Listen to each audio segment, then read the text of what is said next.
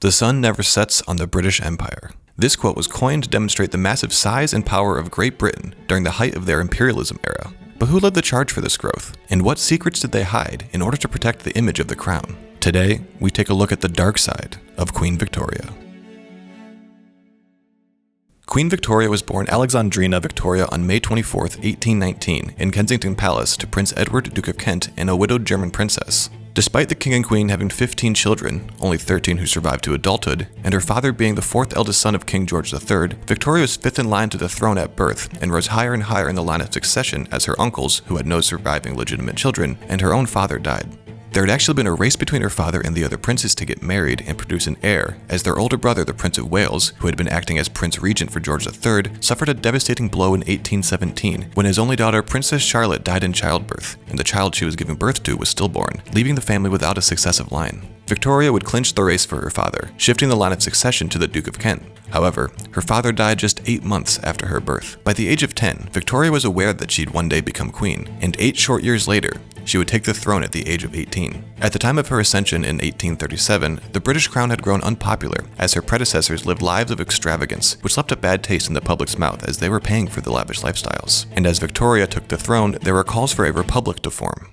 In 1839, Victoria would propose to her first cousin, Prince Albert. Royal protocol made it so no one could propose to a reigning monarch, so Victoria would have to be the one to propose. But the families had essentially hoped for their union since they were babies. Despite the political advantages of their union, Victoria and Albert were in fact in love, and remained so for the rest of their lives. The two would marry the following year, becoming the first royal wedding to be a more public affair, and Victoria would also change the wedding game altogether when she chose to wear a white wedding dress, a tradition still followed nearly 200 years later. They would welcome their first of 9 children that same year when Princess Victoria was born. She'd be followed in swift succession by Albert Edward, later King Edward VII, Alice, Alfred, Helena, Louise, Arthur, Leopold, and Beatrice. Victoria and Albert would remain married until his death in 1861, at just 42 years old.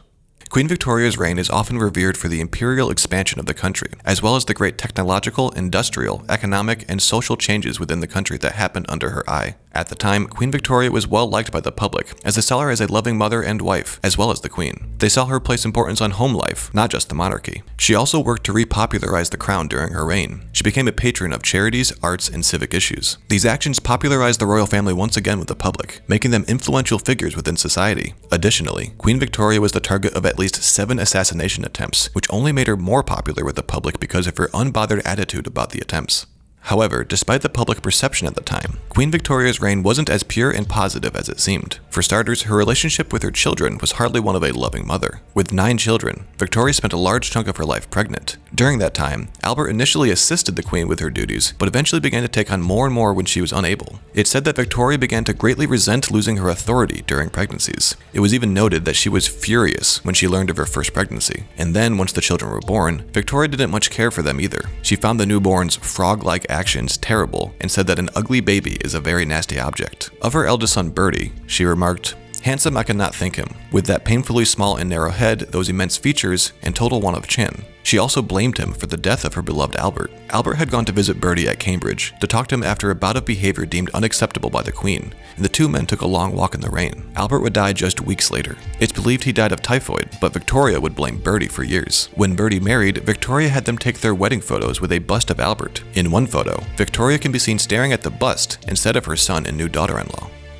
Victoria was very controlling of her children's adult lives, especially after Albert died. She began to cling to her daughters especially, but remained controlling and judgmental of their lives. She essentially established a ring of spies to keep tabs on Bertie and his new wife. She also monitored his wife's activities and had a doctor report back to her when he thought she might be pregnant. In addition, Victoria appeared quite judgmental of her daughter Alice, who enjoyed breastfeeding her children. The queen called the practice animalistic, and even named one of her cows Alice because of the breastfeeding. Queen Victoria's charitable reputation can also be called into question. The Great Famine in Ireland began in 1845 and lasted until 1849. It was the worst famine in Europe during the 19th century. British response to the famine was lackluster, and responsibility to help those impacted by the famine fell to the landowners in Ireland. However, when their tenant farmers were unable to pay rent, the avenues for their relief dried up. The government's lack of support only served to fan the flames of Irish resentment towards British rule. During the famine, approximately 1 million Irish people died of starvation or disease. Another 2 million emigrated to places like the United States to escape the conditions of living in Ireland at the time. Queen Victoria originally donated £1,000 to the British Relief Association, a charity formed to provide relief for the Irish famine. However, the association's secretary refused the money, stating that the amount was not enough of a donation from the Queen. She upped her donation to £2,000, which was accepted. She became the charity's largest donor. However, she was only the largest donor thanks to royal protocol. The Sultan of Turkey wanted to send a donation of £10,000 to assist with relief efforts, but in order to not upstage the British monarch, it was asked that his donation be lowered to just £1,000. Her underwhelming response to the famine led to Victoria being dubbed the Famine Queen. Victoria also had a prolonged feud with her mother's lady-in-waiting, Lady Flora Hastings. Victoria greatly disliked Hastings. She was forced onto Victoria by her mother before becoming queen, with Hastings essentially having to report back to her mother about Victoria. So a scandal that could ruin this person she despised may have seemed like a gift to the young queen. In 1839, Victoria became suspicious of Hastings after she returned to London from a visit to her family home in Scotland. She had been in pain and feeling ill for a few weeks, and her stomach was swelling. Hastings was seen by the court physician, who prescribed medicine, but it was not effective. The stomach swelling was soon noticed by ladies in Victoria's court. By early February, Victoria grew suspicious of Hastings' growing belly, believing that Hastings was in fact pregnant. Hastings had journeyed back to London with Sir John Conroy, advisor to Victoria's mother and comptroller of her household, whom Victoria loathed. Victoria believed it was Conroy who was responsible for Hastings' state. In order to quash the rumors of Hastings' pregnancy, a great scandal for an unmarried aristocratic woman at this time, the crown called for a medical examination to attempt to clear Hastings' name. Hastings reluctantly agreed to be examined by 2 doctors, who would determine whether she was actually pregnant, as well as if Lady Hastings was actually a virgin.